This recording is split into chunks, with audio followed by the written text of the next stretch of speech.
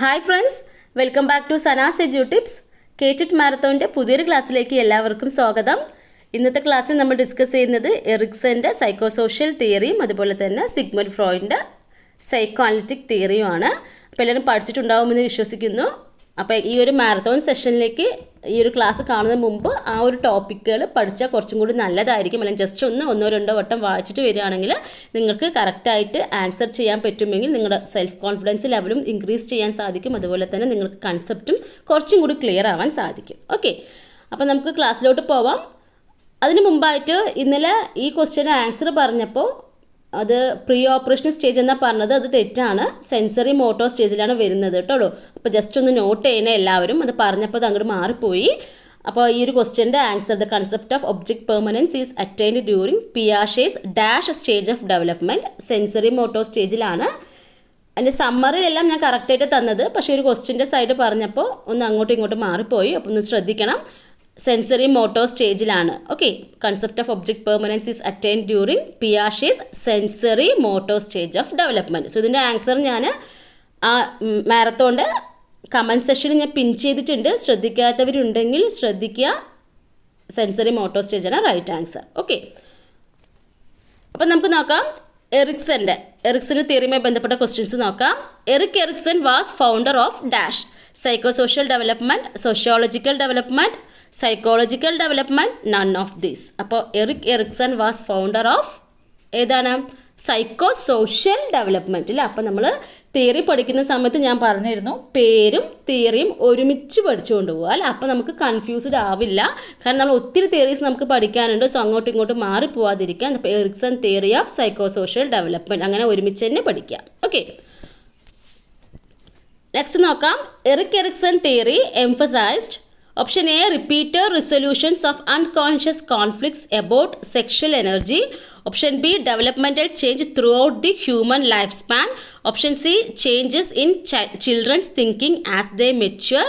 Option D, the influence of sensitive periods in the various stages of biological maturation. അപ്പോൾ എറിക്സൻ്റെ തിയറിയിൽ emphasise ചെയ്യുന്നത് എന്താണ്? Answer കിട്ടിയോ?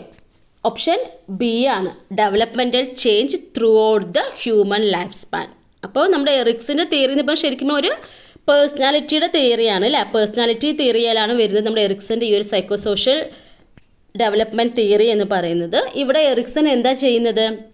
Ericsson പറയുന്നത് എല്ലാ ഹ്യൂമൻ ബീയിങ്സും 8 സ്റ്റേജസ് ഓഫ് ഡെവലപ്മെൻറ്റിലൂടെ കടന്നു പോകും. ആ ഓരോരോ സ്റ്റേജസിലും കുറച്ച് എന്തുണ്ടാവും? കുറച്ച് ക്രൈസിസ് അല്ലെങ്കിൽ കോൺഫ്ലിക്ട്സ് ഉണ്ടാവും. ആ ഒരു ക്രൈസിസിനെ സക്സസ്ഫുള്ളി ഓരോരോ സ്റ്റേജസിലും വരുന്ന കോൺഫ്ലിക്റ്റിനെ നല്ല രീതിയിൽ സക്സസ്ഫുള്ളി കംപ്ലീറ്റ് ചെയ്യുമ്പോഴാണ് ഒരു വ്യക്തിക്ക് എന്തുണ്ടാവുന്നത്? ഒരു ഹെൽത്തി ആയിട്ടൊരു പേഴ്സണാലിറ്റി ഉണ്ടാവുന്നത് എന്നാണ് പറയുന്നത്. അപ്പോൾ ഒരു സ്റ്റേജിൽ കുറച്ച് ക്രൈസിസ് ഉണ്ടാവും, അത് നല്ല രീതിയിൽ കംപ്ലീറ്റ് ചെയ്ത് അടുത്ത സ്റ്റേജിലേക്ക് പോവാം. അങ്ങനെ ഓരോരോ സ്റ്റേജ് അങ്ങനെ കടന്ന് 8 സ്റ്റേജസോളം പറയുന്നുണ്ട്. അത് ഫ്രം ബർത്ത് ടു എവിടെയാണ്?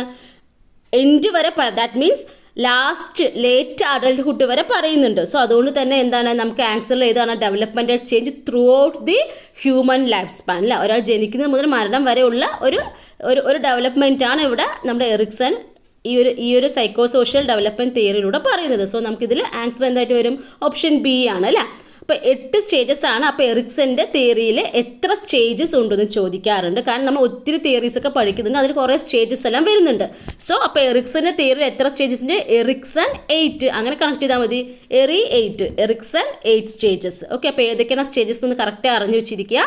First stage trust versus mistrust, then autonomy versus shame and doubt, initiative versus guilt, then fourth stage industry versus inferiority എന്നാണ്. പക്ഷേ കോമ്പീറ്റൻസ് വേഴ്സസ് ഇൻഫീരിയോറിറ്റി എന്നും തരാറുണ്ട്. അത് തെറ്റൊന്നുമല്ല. ഇൻഡസ്ട്രി വേഴ്സസ് ഇൻഫീരിയോറിറ്റി എന്ന് പറഞ്ഞാലും കോമ്പീറ്റൻസ് വേഴ്സസ് ഇൻഫീരിയോറിറ്റി പറഞ്ഞാൽ same തന്നെയാണ്. ഓക്കെ, ദെൻ നിങ്ങൾ കൂടുതലും ടെക്സ്റ്റ് ബുക്കിൽ ഇൻഡസ്ട്രി വേഴ്സസ് ഇൻഫീരിയോറിറ്റി എന്നാണ് കാണുക. പക്ഷേ ഈ ഒരു ടേമും കൂടി ഉണ്ടെന്നുള്ള കാര്യം നിങ്ങൾ നോട്ട് ചെയ്ത് വെക്കുക. ദെൻ അടുത്ത സ്റ്റേജ്, 5ാമത്തെ stage identity versus role confusion. നമ്മുടെ കാറ്റഗറി 3കാരുണ്ടെങ്കിൽ അവർ ശ്രദ്ധിച്ച് പഠിക്കേണ്ട ഒരു ഇതാണ്. ഇതിന് മുമ്പുള്ളതൊക്കെ ഏതാണ്? കാറ്റഗറി 2കാർക്ക് ഈ ആദ്യത്തെ 4 സ്റ്റേജിലുള്ള ക്വസ്റ്റ്യൻസ് കൂടുതലായി ചോദിക്കാറുണ്ട്, ഇതുമായി ബന്ധപ്പെട്ട ക്വസ്റ്റ്യൻസ്. അപ്പോൾ കാറ്റഗറി 3കാർക്കാണെങ്കിൽ അഡോളസൻസ് ആണ്, അവർക്ക് ഇമ്പോർട്ടൻസ് കൊടുക്കുന്നുണ്ട് അഡോളസൻസ് സൈക്കോളജി. സോ അതുമായി ബന്ധപ്പെട്ട ഐഡൻറ്റിറ്റി വേഴ്സസ് റോൾ കൺഫ്യൂഷൻ എന്ന് പറയുന്ന സ്റ്റേജ് ശ്രദ്ധിച്ച് പഠിച്ചു വയ്ക്കുക. Then intimacy versus isolation, generativity versus stagnation and integrity versus despair. അപ്പോൾ ഈ ഒരു തിയറിൻ്റെ ഓരോരോ കാര്യം ഡീറ്റെയിൽ ആയിട്ട് പറയുന്നില്ല, കാരണം ഇതൊക്കെ നമ്മൾ ഒത്തിരി ഡിസ്കസ് ചെയ്തതാണ്. ഇപ്പം ഞാൻ പറഞ്ഞ ഈ ഒരു ക്ലാസ് ലെങ്തി ആയി പോവും. അതുകൊണ്ട് ഇതിൻ്റെ കാര്യങ്ങൾ നിങ്ങൾ ഈ ഒരു സ്ലൈഡിൽ ഷോർട്ടായി തന്നിട്ടുണ്ട്. അല്ലാതെ വെച്ച് കഴിഞ്ഞാൽ ക്ലാസ്സിൽ ഡീറ്റെയിൽഡ് ആയിട്ട് ചെയ്തിട്ടുണ്ട്. നിങ്ങൾ ക്ലാസ് ഒന്ന് പോയി നോക്കണേ. ഓക്കെ, എന്തെങ്കിലും കൺഫ്യൂഷൻ ഉണ്ടെങ്കിൽ ആ ക്ലാസ് ഒന്നും കൂടി പോയി നോക്കുക, നമ്മുടെ പ്ലേലിസ്റ്റിലുണ്ട്. ഓക്കെ, അപ്പോൾ 8 സ്റ്റേജസ് ആണെന്നുള്ള കാര്യം നല്ല രീതിയിൽ മനസ്സിലാക്കി വെക്കുക. ഓരോ സ്റ്റേജസ് ഏതാണെന്നുള്ളത് മനസ്സിലാക്കി വെക്കുക, അതുമായി ബന്ധപ്പെട്ട കാര്യങ്ങൾ മനസ്സിലാക്കി വെക്കുക. ഓക്കെ, അപ്പോൾ നമുക്ക് അടുത്ത ക്വസ്റ്റ്യനിലോട്ട് പോവാം. At what time of life does Erikson stage industry versus inferiority occur? അപ്പോൾ ഇൻഡസ്ട്രി വേഴ്സസ് ഇൻഫീരിയോറിറ്റി എന്ന് പറയുന്ന സ്റ്റേജ് ഏതിലാണെന്ന് ചോദിച്ചിട്ട്, അപ്പോൾ ഓൾഡ് ഏജ് ആണോ, അഡോളസൻസ് ആണോ, ഇൻഫാൻസി ആണോ, സ്കൂൾ ഏജ് ആണോ? ഇൻഡസ്ട്രി വേഴ്സസ് ഇൻഫീരിയോറിറ്റി എന്ന് വെച്ച് കഴിഞ്ഞാൽ 4th സ്റ്റേജ് ആണല്ലോ. അപ്പോൾ അത് ഏതാ വരുന്നത്? സ്കൂൾ ഏജ് ആണ്. School age. അപ്പോൾ കാറ്റഗറി 1, 2കാരൊക്കെ ഇത് ശ്രദ്ധിക്കുക. സ്കൂൾ ഏജ് ഇങ്ങനത്തെ ക്വസ്റ്റ്യൻസ് നിങ്ങൾക്ക് ചോദിക്കാൻ ചാൻസ് കൂടുതലാണ്. Okay, at what time of life does Erikson stage industry versus inferiority occur? School age. Next നോക്കാം. Which of the following is not one of the Erikson stages of psycho social development? Industry versus inferiority, intimacy versus isolation, trust versus mistrust, life versus death. ഇതിൽ നമ്മുടെ എറിക്സൻ്റെ stages അല്ലാത്തതാണ് ചോദിച്ചിരിക്കുന്നത്. ഏതാണ് അല്ലാത്തത്? ഇപ്പം നമ്മൾ 8 stages നമ്മൾ പറഞ്ഞേ ഉള്ളൂ അല്ലേ. അപ്പോൾ ആദ്യത്തെ ആണ് ഇൻറ്റിമസി വേഴ്സസ് ഇതുമാണ്, ട്രസ്റ്റ് വേഴ്സസ് മിസ്ട്രസ്റ്റ് ഒക്കെ ആദ്യത്തെ സ്റ്റേജാണ് അല്ലേ. അപ്പോൾ ഇതിലേതാ ഇല്ലാത്തത്? ഇത് അല്ലേ. ലൈഫ് വേഴ്സസ് ഡെത്ത് എന്നുള്ളതാണ് not the stage of Erikson psycho social development. Next നോക്കാം. Which of Erikson psycho social stages characterizes adolescence? അപ്പോൾ K3കാർ പ്രത്യേകിച്ച് നോട്ട് ചെയ്ത് വെക്കുക. Industry versus inferiority, intimacy versus isolation, identity diffusion, initiative versus guilt. അപ്പോൾ അഡോളസൻസിൽ വരുന്നത് ഏതാണ്? ഇതിൽ ഓപ്ഷൻ സി ആണല്ലേ. ഐഡൻറ്റിറ്റി വേഴ്സസ് ഐഡൻറ്റിറ്റി ഡിഫ്യൂഷൻ എന്നാണ്. പക്ഷേ ഐഡൻറ്റിറ്റി വേഴ്സസ് എന്താണ് നമ്മുടെ ആ ഒരു സ്ലൈഡിൽ എങ്ങനെയായിരുന്നു? ചെറിയൊരു ചേഞ്ചസ് ഒക്കെ ഇങ്ങനെ വരാം നിങ്ങളെ കൺഫ്യൂഷൻ ആക്കാൻ വേണ്ടിയിട്ട്. ഐഡൻറ്റിറ്റി വേഴ്സസ് റോൾ കൺഫ്യൂഷൻ എന്നാൽ സാധാരണ കാണാറ്, ചിലപ്പോൾ ഇങ്ങനെയും കാണാൻ ചാൻസ് ഉണ്ട്. അപ്പോൾ അത് കറക്റ്റായിട്ട് മനസ്സിലാക്കി വെക്കുക. ഇപ്പോൾ മീനിങ് നോക്കിയിട്ട് നിങ്ങൾക്ക് കറക്റ്റായിട്ട് ചെയ്യാം. ഓക്കെ, അപ്പോൾ ആദ്യത്തെ എന്തായാലും വലിയ industry versus inferior school age ആണ്. ഇൻറ്റിമസി വേഴ്സസ് ഐസൊലേഷനും അല്ല, പിന്നെ ഇനീഷ്യേറ്റീവ് വേഴ്സസ് ഗിൽറ്റും അല്ല, പിന്നെ അഡോളസൻസിൽ വരുന്നത് ഐഡൻറ്റിറ്റി വേഴ്സസ് ഐഡൻറ്റിറ്റി ഡിഫ്യൂഷൻ എന്നുള്ളത് തന്നെയാണ്. ഓക്കെ അല്ലേ. നെക്സ്റ്റ് നോക്കാം. What is Erikson most famous for? ഇത് versus ego, identity crisis, social learning theory, behaviourism. What is Erikson most famous for? Erikson most famous for ഒരു ഡൗട്ടും വേണ്ട, ഐഡൻറ്റിറ്റി ക്രൈസിസ് എന്നുള്ളതാണ് അല്ലേ. Identity crisis. Next one. The psychosocial task during one's high school years is to achieve a sense of industry, delinquency, autonomy, identity. The psychosocial task during one's high school years. അപ്പോൾ എന്താണ് ഇവിടെയും K3കാർ ശ്രദ്ധിക്കുക. High school ഇയേഴ്സിന് പ്രത്യേകം തന്നിട്ടുണ്ട്. High school years ആ സമയത്തുള്ള, അത് high school means അഡോളസൻസിലെ കുട്ടികളുടെ സൈക്കോളജിക്കൽ ടാസ്ക് എന്താണ്? അവർക്ക് എന്താണ് അച്ചീവ് ചെയ്യേണ്ടത്? That means their achievement is for identity എന്നുള്ളതാണ് അല്ലേ. അപ്പോൾ ഇതുപോലെ തന്നെ നിങ്ങൾക്ക് K2കാർക്കും K1കാർക്കും ആ ലെവലിലുള്ളത് വെച്ച് നമുക്ക് ഇതുപോലെ ക്വസ്റ്റ്യൻസ് ആ സ്റ്റേജസ് വെച്ച് നമുക്ക് ചോദിക്കാൻ സാധ്യതയുണ്ട്. ഓക്കെ, അപ്പോൾ അത് ശ്രദ്ധിച്ച് കറക്റ്റായിട്ട് ഏതാണ് ഏജ് ഗ്രൂപ്പിൽ വരുന്നത്, എന്താണ് പ്രൈമറി ആകുമ്പോൾ എങ്ങനെയാണ് ഏതൊരു സ്റ്റേജിലാണ് വരുന്നത്, അഡോളസൻസ് അല്ല ഹൈസ്കൂൾ ആകുമ്പോൾ ഏത് സ്റ്റേജിലാണ് വരുന്നുള്ള കാര്യം കറക്റ്റായിട്ട് നോട്ട് ചെയ്തിട്ട് തന്നെ പഠിക്കുക. അപ്പോൾ നമുക്കറിയാം എറിക്സൻ്റെ തിയറി എന്ന് പറയുന്നത് വളരെ ഇമ്പോർട്ടൻ്റ് ആയിട്ടുള്ള ഒരു തിയറിയാണ്. എക്സാമിന് എപ്പോഴും ചോദിക്കാറുള്ളൊരു ഭാഗമാണ്.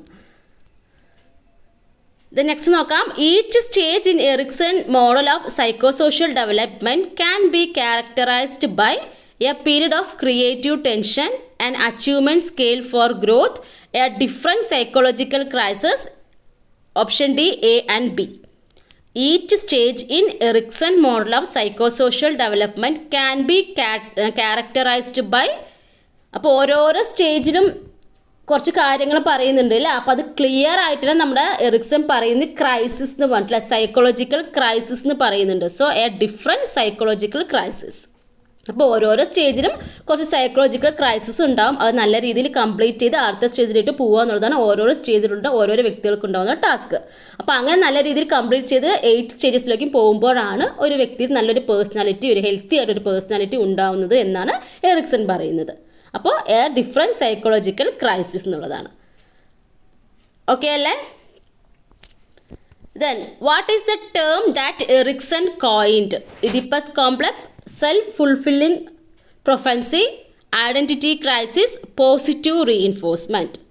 What is the term that Erikson coined? Erikson coined ചെയ്ത ടേം ഏതാണ്? ഐഡൻറ്റിറ്റി ക്രൈസിസ് എന്നുള്ളത്. കാരണം നമ്മളിതൊരു അഡോൾസൻ സൈക്കോളജി പറയുന്ന സമയത്തൊക്കെ പ്രത്യേകിച്ച് എടുത്ത് പറഞ്ഞ ടോപ്പിക്കായിരുന്നു അല്ലേ. അപ്പോൾ ഐഡൻറ്റിറ്റി ക്രൈസിസ് എന്നുള്ളത്. അപ്പോൾ ശ്രദ്ധിക്കുക, നമ്മുടെ എറിക്സൺ എന്ന് പറയുമ്പോൾ നിങ്ങൾക്ക് കുറേ ടേംസ് നിങ്ങളുടെ മൈൻഡിലോട്ട് വരണം. അപ്പോൾ എറിക്സൺ എന്ന് പറയുമ്പോൾ തന്നെ ആദ്യം നിങ്ങളുടെ ആ ഒരു 8 സ്റ്റേജസ് നിങ്ങളുടെ മൈൻഡിലോട്ട് വരണം. 8 സ്റ്റേജാണെന്നുള്ളത് ഇവിടെ ഐഡൻറ്റിറ്റി ക്രൈസിസ് എന്ന് പറയുന്ന ഒരു ടേം ഒക്കെ നിങ്ങളുടെ മൈൻഡിലേക്ക് ഓടി വരണം. ഓക്കെ, ദെൻ നെക്സ്റ്റ് നോക്കാം. What happens if a person does not successfully resolve a crisis within a stage? അപ്പോൾ നമ്മൾ പറഞ്ഞു ഓരോരോ സ്റ്റേജിലും കുറച്ച് ക്രൈസിസ് അല്ലെങ്കിൽ കോൺഫ്ലിക്ട്സ് ഉണ്ടാവും. അപ്പോൾ അത് നല്ല രീതിയിൽ സക്സസ്ഫുൾ ആയിട്ട് കംപ്ലീറ്റ് ചെയ്തില്ലെങ്കിൽ എന്താ സംഭവിക്കുക എന്നാണ് ചോദിച്ചിരിക്കുന്നത്. If a person does not successfully resolve a crisis within a stage, they regress, they move to the next stage without any complication, they move to the next stage with the issues left from the previous stage, then they do not move to the next stage. അപ്പോൾ ഓരോരോ സ്റ്റേജും നല്ല രീതിയിൽ complete ചെയ്താൽ എന്താ സംഭവിക്കുക? അപ്പോൾ അവരെന്താണ്? they move to the next stage with the issues left from the previous stage. അപ്പോൾ ഒരു ആദ്യത്തെ ഒരു ലെവലിൽ നിന്ന് അടുത്ത ലെവലിലോട്ട് പോകുമ്പോൾ ആ ഒരു ടാസ്ക് നല്ല രീതിയിൽ ആ ഒരു ലെവലത്തെ കംപ്ലീറ്റ് ചെയ്തില്ലെങ്കിൽ എന്താവും? അതിൻ്റെ ബാക്കിയും കൊണ്ടായിരിക്കും അടുത്തതിലോട്ട് പോകുന്നത്. സോ അതുകൊണ്ട് തന്നെ എന്താണ്, ആ സെക്കൻഡ് ലെവൽ കംപ്ലീറ്റ് ചെയ്യാൻ കുറച്ച് ബുദ്ധിമുട്ട് ഉണ്ടാവും എന്നതാണ് നമ്മുടെ എറിക്സൺ പറയുന്നത്. So they move to the next stage with issues left from the previous stage. Okay അല്ലേ? Then Erik Erikson published his psychosocial development theory in the following book: Man and Society, War and Peace, Childhood and Society, Harry Potter and the Philosopher's Stone. അപ്പോൾ ഇത് ഒരു general question ആണ്. Erikson published his psychosocial development theory in the book named Childhood and Society. ഇത് just ഒന്ന് അറിഞ്ഞു വെച്ചേക്കുക. അപ്പോൾ സെറ്റൊക്കെ exam എഴുതാൻ പോകുന്ന കുട്ടികളുണ്ടെങ്കിൽ അവർക്ക് യൂസ്ഫുൾ ആവും ഇങ്ങനത്തെ ക്വസ്റ്റ്യൻസ് എല്ലാം. ഓക്കെ അല്ലേ? ഈ നെക്സ്റ്റ് നമുക്ക് നമ്മുടെ സിഗ്മണ്ട് ഫ്രോയിഡിൻ്റെ സൈക്കോ അനലിറ്റിക്കൽ തിയറിയാണ്. അപ്പോൾ പേര് കറക്റ്റായി മനസ്സിലാക്കി വെക്കുക. ഇത് അങ്ങോട്ടും ഇങ്ങോട്ടും കുട്ടികൾക്ക് മാറാറുണ്ട്. സൈക്കോ സോഷ്യൽ തിയറി എന്ന് പറയുമ്പോഴാണ് Erikson, psychoanalytical theory of personality എന്ന് പറയുമ്പോൾ അതാരാണ്? സിഗ്മണ്ട് ഫ്രോയിഡാണ്. അപ്പോൾ ഈ നമ്മുടെ എറിക്സൻ്റെ ഈ ഒരു തിയറിയും അതുപോലെ തന്നെ സിഗ്മണ്ട് ഫ്രോയിഡിൻ്റെ തിയറിയും എന്താണ് പേഴ്സണാലിറ്റി ഡെവലപ്മെൻറ്റ് തിയറിയുമായി ബന്ധപ്പെട്ട കാര്യങ്ങളാണ്. അതും കറക്റ്റായി മനസ്സിലാക്കി വെക്കുക. ഓക്കെ, അപ്പോൾ നമ്മുടെ ഈ സിഗ്മണ്ട് ഫ്രോയിഡിൻ്റെ തിയറിലോട്ട് പോവുകയാണെങ്കിൽ ഇവിടെ എത്രയാണ്? നമുക്ക് സിഗ്മണ്ട് ഫ്രോയിഡിൻ്റെ തിയറിനെ 3 പാർട്ടായിട്ട് നമുക്ക് കാറ്റഗറൈസ് ചെയ്യാം. Theory of personality dynamics, theory of personality structure, theory of psychosexual development. ഇതൊക്കെ ഞാൻ ഡീറ്റെയിൽഡ് ആയിട്ട് ക്ലാസ്സിൽ പറഞ്ഞിട്ടുണ്ട്. ജസ്റ്റ് നമുക്കൊന്ന് നോക്കാം അതിൻ്റെ അണ്ടറിൽ വരുന്ന കാര്യങ്ങൾ. അപ്പോൾ സിഗ്മണ്ട് ഫ്രോയിഡിൻ്റെ തിയറി എന്ന് പറയുമ്പോൾ സൈക്കോ അനലിറ്റിക് തിയറി ആണെന്നുള്ള കാര്യം ആദ്യം മനസ്സിൽ ഓർമ്മ വരണം. ദെൻ അതിൽ വരുന്ന ബാക്കിയുള്ള കാര്യങ്ങളൊക്കെയാണ് the conscious mind, the preconscious mind, the unconscious mind. ഇതെന്താണ്? തിയറി ഓഫ് പേഴ്സണാലിറ്റി ഡൈനാമിക്സിൻ്റെ അണ്ടറിൽ വരുന്ന 3 കാറ്റഗറൈസേഷനാണ്. നമ്മുടെ മൈൻഡിനെ കോൺഷ്യസ് മൈൻഡ് എന്നും പ്രികോൺഷ്യസ് മൈൻഡ് എന്നും അൺകോൺഷ്യസ് മൈൻഡ് എന്നും നമുക്ക് 3 ലെവലാക്കിയിട്ട് തരംതിരിക്കാൻ പറ്റും. ദെൻ തിയറി ഓഫ് പേഴ്സണാലിറ്റി സ്ട്രക്ചറിൽ വരികയാണെങ്കിൽ നമുക്ക് ഇതും ഈഗോയും സൂപ്പർ ഈഗോയും. ദെൻ തിയറി ഓഫ് സൈക്കോസെക്ഷുവൽ ഡെവലപ്മെൻറ്റിൽ വരുന്നത് ഏതാണ്? Oral stage. അതിൽ സ്റ്റേജസ് ആയിട്ടാണ് വരുന്നത്. Oral stage, anal, phallic, latency, genital. അപ്പോൾ ഇതാണ് നമ്മുടെ ഫ്രോയിഡിൻ്റെ തിയറിൻ്റെ ശരിക്കും ഒരു ഷോർട്ട് ബ്രീഫ് എന്ന് പറഞ്ഞു. ഇതൊക്കെയാണ് ഈ ഒരു ടേംസ് ഒക്കെ നിങ്ങൾ ഫ്രോയിഡ് എന്ന് പറയുമ്പോൾ തന്നെ നിങ്ങളുടെ മൈൻഡിലോട്ട് ഓടി വരും ഇത്രയും കാര്യങ്ങൾ. അപ്പോൾ ഇതുമായി ബന്ധപ്പെട്ട ക്വസ്റ്റ്യൻസ് നമുക്ക് നോക്കാം. The component of personality that operates according to the reality principle is the conscious, superego, ego, id. അപ്പോൾ ഇവിടെ തന്നിട്ടുണ്ട് റിയാലിറ്റി പ്രിൻസിപ്പിളിനെ ഫോളോ ചെയ്യുന്ന പേഴ്സണാലിറ്റി കമ്പോണൻറ്റ് ഏതാണ്? റിയാലിറ്റി പ്രിൻസിപ്പിൾ എന്ന് പറയുമ്പോൾ ഏതാണ്? ഈഗോ ആണ്. റിയാലിറ്റി പ്രിൻസിപ്പിൾ എന്ന് പറയുമ്പോൾ ഈഗോ ആണ്. അപ്പോൾ ജസ്റ്റ് അതൊന്ന് പറയാം. ഇത് എപ്പോഴും ചോദിക്കുന്ന ഇമ്പോർട്ടൻറ്റ് പോയിന്റ് ആണ്. ഞാൻ ക്ലാസ്സിൽ ഡീറ്റെയിൽഡ് കുറേ പോയിന്റ്സ് തന്നിട്ടുണ്ട്. ഇപ്പോൾ ഞാൻ 1-2 പോയിന്റ്സ് മാത്രം ഇൻക്ലൂഡ് ചെയ്യാം. അപ്പോൾ ഇതെന്ന് പറയുമ്പോൾ അത് ഇൻബോൺ ആയിട്ടുള്ള കാര്യമാണ്. റിസർവോയർ ഓഫ് സൈക്കിക് എനർജി എന്നറിയപ്പെടുന്നത് ഇതാണ്. ബയോളജിക്കൽ ഇൻസ്റ്റിറ്റ്യൂട്ട് എന്ന് പറയാം ഇതിന്. അതുപോലെ തന്നെ നമ്മുടെ സൈക്കിക് എനർജീനെ വിളിക്കുന്ന പേരാണ് ലിബിഡോ എന്ന് പറയുന്നത്. ഇത് ഫ്ലോളോസ് പ്ലഷർ പ്രിൻസിപ്പിൾ ആണ്. ഇതെന്ന് പറയുമ്പോൾ എന്താണ്? പ്ലഷർ പ്രിൻസിപ്പിൾ ആണ്. അപ്പോൾ ദെൻ ഈഗോ എന്ന് പറയുമ്പോൾ എന്താണ്? പോലീസ് ഫോഴ്സ് ഇൻ മെൻ എന്നറിയപ്പെടുന്നത് ഏതാണെന്ന് ചോദിച്ചു കഴിഞ്ഞാൽ ഈഗോ ആണ്. ഇതെന്താണ്? ഒരു രണ്ടിൻ്റെയും മീഡിയേറ്റർ, ഇതിൻ്റെയും സൂപ്പർ ഈഗോയും മീഡിയേറ്റർ ആയിട്ട് അറിയപ്പെടുന്നത് നമ്മുടെ ഈഗോ ആണ്. ഇത് ഫോളോ ചെയ്യുന്നത് എന്താണ്? ഇത് മീൻസ് ഇതല്ല ഈഗോ കേട്ടോ. ഈഗോ ഫോളോ ചെയ്യുന്നത് റിയാലിറ്റി പ്രിൻസിപ്പിൾ ആണ്. അപ്പോൾ നമ്മുടെ ക്വസ്റ്റ്യൻ എന്തായിരുന്നു? ഇതായിരുന്നു അല്ലേ? റിയാലിറ്റി പ്രിൻസിപ്പിൾ ഫോളോ ചെയ്യുന്നത് ഏതായിരുന്നു? അപ്പോൾ ഈഗോ. ദെൻ സൂപ്പർ ഈഗോ എന്ന് പറയുമ്പോൾ കൺസേൺസ്, ദാറ്റ് മീൻസ് മനസാക്ഷി എന്നൊക്കെ പറയുന്നത് നമ്മുടെ സൂപ്പർ ഈഗോനെയാണ്. സൂപ്പർ ഈഗോ ഫോളോ ചെയ്യുന്നത് മൊറാലിറ്റി പ്രിൻസിപ്പിൾ ആണ്. ഓക്കെ അല്ലേ? അപ്പോൾ നിങ്ങൾ തിയറി നല്ല രീതിയിൽ തന്നെ പഠിക്കണം. ഇത് ജസ്റ്റ് ഒരു റിവിഷൻ എന്ന രീതിയിലായതുകൊണ്ട് മാത്രം കുറച്ചിങ്ങനെ മെയിൻ പോയിന്റ്സ് പറഞ്ഞാൽ നിങ്ങൾ തിയറിയിലോട്ട് പോകണം. നല്ല രീതിയിൽ തിയറി പഠിക്കണം. കാരണം എക്സാമിന് നമുക്ക് എവിടെ നിന്ന് ചോദിച്ചാലും നമുക്ക് ആൻസർ ചെയ്യാൻ പറ്റണമെങ്കിൽ നമുക്ക് നല്ല രീതിയിൽ തിയറിക്കൽ പാട്ട് നമുക്ക് നന്നായിട്ട് അറിഞ്ഞിരിക്കണം. സോ വൃത്തിയായിട്ട് തന്നെ നിങ്ങൾ തിയറി പാട്ട് നന്നായിട്ട് പഠിക്കുക. Okay. Then the superego in Freud term for, ഇപ്പോൾ സൂപ്പർ ഈഗോ എന്തിനാ ഉദ്ദേശിക്കുന്നത് എന്നാണ്? The moral component of personality, the biological impulses that drive our behaviour. Option C, the mediating agent between the other 2 components of personality. Option D, the unconscious aspect of personality. അപ്പോൾ superego എന്ന് പറയുമ്പോൾ എന്താണ്? The moral component of personality. ഇപ്പോൾ നമ്മൾ പറഞ്ഞതേ ഉള്ളൂ അല്ലേ? The moral component of പേഴ്സണാലിറ്റിയാണ്. അപ്പോൾ ഈ നമ്മുടെ ഈ ഇതും ഈഗോവും സൂപ്പർ ഈഗോവും ഇതിലെന്താണ്? ഈ ഇതും സൂപ്പർ ഈഗോവും തമ്മിൽ എപ്പോഴും ഒരു വാർ പോലെയാണ്. ഇതിൽ നമ്മുടെ ഈഗോ ആണ് കറക്റ്റായിട്ട് ബാലൻസ് ചെയ്യുന്നത്. അപ്പോൾ ഈഗോ ഇങ്ങനെ കറക്റ്റായി ബാലൻസും ചെയ്യുമ്പോഴാണ് ഒരു വ്യക്തി നല്ല ഒരു ഹെൽത്തി പേഴ്സണാലിറ്റി ഉണ്ടാവുന്നത് എന്നാണ് നമ്മുടെ ഫ്രോയിഡ് പറയുന്നത്. ഓക്കെ. ഇനി അടുത്ത് നോക്കാം. The correct order of Freud psychosexual stages of development is. അപ്പോൾ ഏതാണ്? നമ്മുടെ ഓപ്ഷൻസ് ഒന്നും നോക്കുന്നില്ല, കറക്റ്റായിട്ട് പറഞ്ഞേ. ഫ്രോയിഡിൻ്റെ സൈക്കോസെക്ഷൽ ഡെവലപ്മെൻറ്റ് കറക്റ്റ് സ്റ്റേജസ് ഏതൊക്കെയായിരുന്നു? അറിയാത്തവർ ജസ്റ്റ് ഇവിടെ നോക്കുക. Oral stage, anal stage, phallic stage, latency, G. അപ്പോൾ OAPLG എന്നൊക്കെ വേണം നിങ്ങൾക്ക് നോട്ട് ചെയ്ത് വെക്കാം. Oral, anal, phallic, latency, genital. അപ്പോൾ ഇവിടെ എവിടെയാണ് വരുന്നത്? Oral, anal, phallic, latency, genital. That means option സിയിൽ. അപ്പോൾ ഇങ്ങനത്തെ ഓർഡറൊക്കെ വരുമ്പോൾ നിങ്ങളുടെ മനസ്സിലിട്ടുണ്ടെങ്കിൽ അത് കറക്റ്റായിട്ട് അതിലേക്ക് ആൻസറിലേക്ക് വന്നാൽ ചുമ്മാ ഓപ്ഷൻ നോക്കി സമയം കളയേണ്ട കാര്യമില്ല. ഓക്കെ. നെക്സ്റ്റ് നോക്കാം. Freud believe that during the phallic stage children develop erotically tinged desires for the parent of the opposite sex, the parent of the same sex, playmates, siblings. അപ്പോൾ ഫാലിക് സ്റ്റേജിൽ ഒരു പ്രത്യേകതയുണ്ട്. എന്താണ്?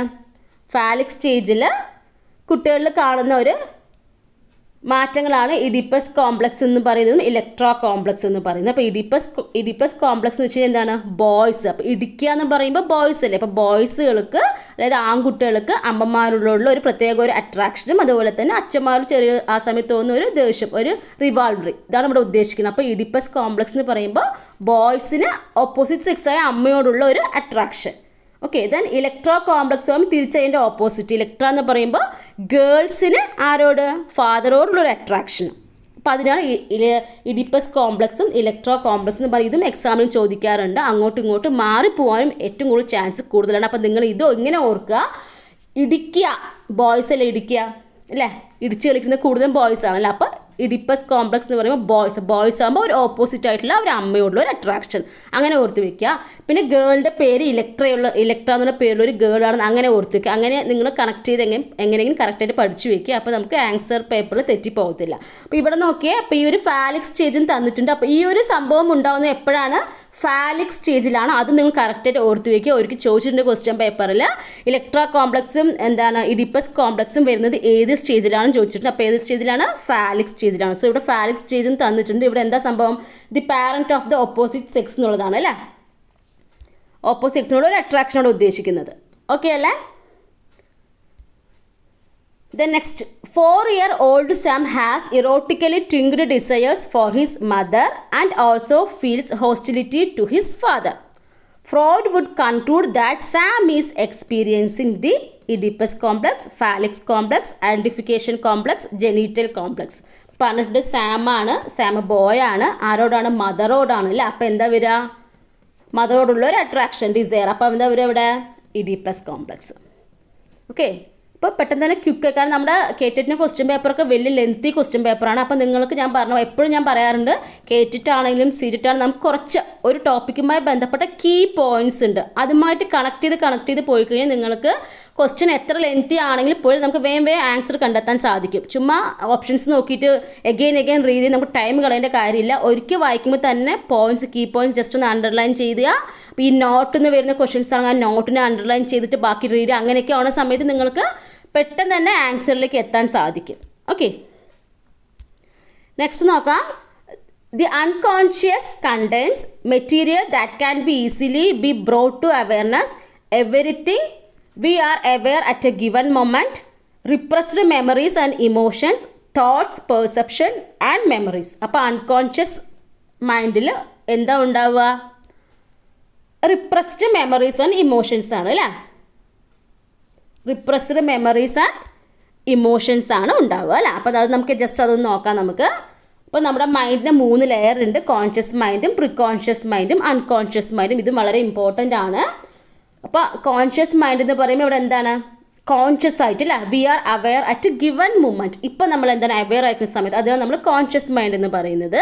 ദെൻ ഇവിടെ ഉണ്ടാകുന്ന thoughts and perceptions ആണ്. Thoughts and perceptions ആണ് ആദ്യത്തെ ലെവലിൽ ഉണ്ടാകും. ദാറ്റ് മീൻസ് കോൺഷ്യസ് മൈൻഡിൽ ഉണ്ടാകുന്നത് എന്താണെന്ന് ചോദിച്ചാൽ തോട്ട്സ് ആൻഡ് പെർസെപ്ഷൻസ്. എക്സാമിൽ ചോദിക്കാറുണ്ട്. Thoughts and perceptions are dash level in Freud's എന്താണ് ഫ്രോയിഡ്സ് തിയറി എന്നൊക്കെ ചോദിക്കാറുണ്ട്. അപ്പോൾ ഏതാണ്? കോൺഷ്യസ് മൈൻഡിലാണ്. ഏത് മൈൻഡെന്ന് ചോദിച്ചാൽ കോൺഷ്യസ് മൈൻഡിലാണെന്നുള്ള കാര്യം കറക്റ്റായിട്ട് ഓർത്ത് വയ്ക്കുക.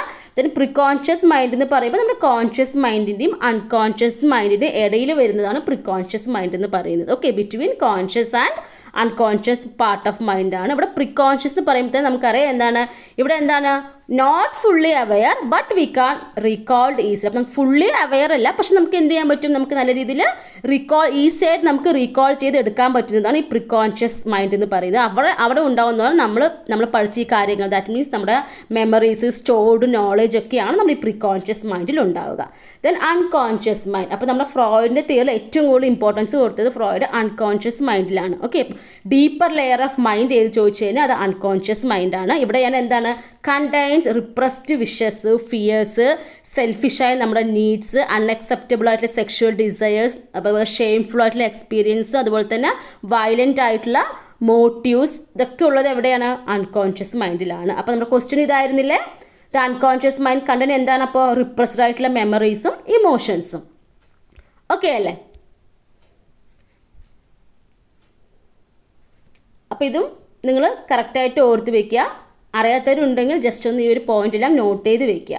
അപ്പോൾ ഇതിൽ ഏത് വേണം നിങ്ങൾക്ക് ചോദിക്കാം. ഇപ്പോൾ ഇതിൽ നമ്മൾ ഈ ഒരു ഭാഗമാണ് ചോദിച്ചതെങ്കിൽ ചിലപ്പോൾ പ്രികോൺഷ്യസ് മൈൻഡ് ഉള്ളത് ഏതാണെന്ന് ചോദിച്ചിരിക്കാം, കോൺഷ്യസ് മൈൻഡിൽ ഏതാണെന്ന് ചോദിച്ചിരിക്കാം, ഒക്കെ ചോദിക്കാം. ഡീപ്പർ ലെയർ ഓഫ് മൈൻഡ് ഏതാണെന്ന് ചോദിക്കാം. അപ്പോൾ ഇതൊക്കെ എല്ലാം തന്നെ ഓരോരോ ക്വസ്റ്റ്യൻസ് ആണ്. സോ ശ്രദ്ധിച്ച് അറിയാത്തതുണ്ടെങ്കിൽ പോയിന്റ്സ് എല്ലാം നോട്ട് ചെയ്തിട്ട് പഠിക്കാം. Which of the following is an unconscious personality structure made up of biological urge seeking fulfillment? Ego, ഇത്, സൂപ്പർ ഈഗോ, സബ് കോൺഷ്യസ്. ഇവിടെ തന്നെ പറയുന്നത് പേഴ്സണാലിറ്റി സ്ട്രക്ചറിലാണ്. ഇവിടെ നിന്ന് ബയോളജിക്കൽ അർഗാണ്. ബയോളജിക്കൽ അർഗ് എന്ന് പറയുമ്പോൾ എന്താണ്? നമ്മുടെ ഇതാണ് അല്ലേ. ബയോളജിക്കൽ എന്ന് പറയുമ്പോൾ തന്നെ എന്താണ്? ഇതാണ്. നെക്സ്റ്റ് നോക്കാം. According to Freud, the id is to the dash principle as the ego is to the dash principle and super ego dash principle. അപ്പോൾ ഇത്രയും കാര്യം നിങ്ങൾ കറക്റ്റായി പഠിച്ചിട്ടുണ്ട്. ഇതിൻ്റെ ആൻസർ നിങ്ങൾക്ക് കണ്ടെത്താൻ സാധിക്കും. നിങ്ങൾക്ക് ഓപ്ഷൻസ് ഒന്നും നിങ്ങൾ നോക്കരുത്. ഇതെന്ന് പറയുമ്പോൾ എന്ത് പ്രിൻസിപ്പിളാണ്? പ്ലഷർ പ്രിൻസിപ്പിളാണ്. ഈഗോ എന്ന് പറയുമ്പോൾ എന്താണ്? റിയാലിറ്റി പ്രിൻസിപ്പിളാണ്. സൂപ്പർ ഈഗോ എന്ന് പറയുമ്പോൾ മൊറാലിറ്റി പ്രിൻസിപ്പിളാണ്. അപ്പോൾ ഏതാണ് ഓപ്ഷൻ വരുന്നത്? സി ആണ് വരുന്നത് അല്ലേ.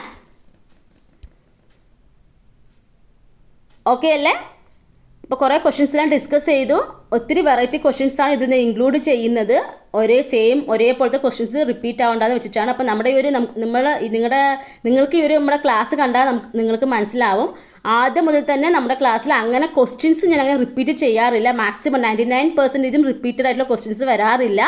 മാക്സിമം കാരണം നിങ്ങൾ ഒത്തിരി ടൈമൊക്കെ എടുത്തിട്ടായിരിക്കും ഓരോ വീട്ടിലെ ജോലികളൊക്കെ ഒതുക്കിയിട്ട് അല്ലെങ്കിൽ എന്തെങ്കിലും പാർട്ട് ടൈം ജോബ് ഉള്ളവർ അല്ലെങ്കിൽ എന്തെങ്കിലും ജോബിന് പോകുന്നവരായിരിക്കും നമ്മുടെ ക്ലാസ്സസ് എല്ലാം കാണുന്നത്.